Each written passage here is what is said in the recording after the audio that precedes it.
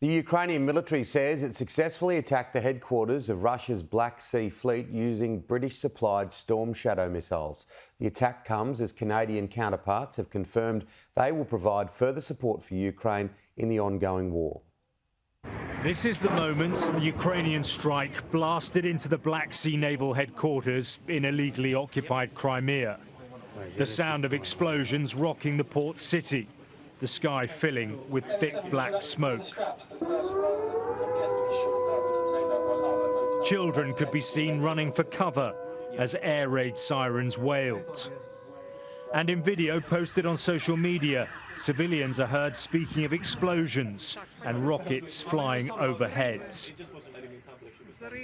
These types of attacks are increasing in tempo, and according to the Ukrainians, British and French missiles were deployed on what was a highly strategic and symbolic target. It is hard to assess how significant the damage is, but this is clearly part of an effort by Kyiv to disrupt Russian military assets as it continues its counter-offensive across southern Ukraine. Along the line of contact, Ukrainian forces are trying to move forwards against heavily dug-in and fortified Russian positions. By attacking forces well behind the front lines in Crimea, the command is hoping to make it easier for soldiers on the ground to make progress. President Zelensky knows Ukraine is dependent on its allies for military support and cannot win the war without it. He was keen to press that point home when he met with the Prime Minister of Canada and addressed the Parliament. The country has confirmed it will provide more financial aid.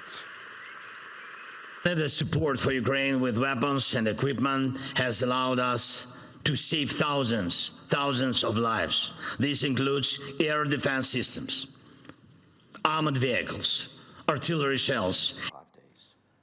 Earlier in the week, he held meetings with President Biden, who's now agreed to supply new long-range missiles. But Zelensky is aware political support is becoming more difficult, despite the promises and smiles in Washington. On the ground, there is slow progress in some areas along the front line, but there are no signs of a major breakthrough in what is becoming an unending war. Alex Rossi, Sky News.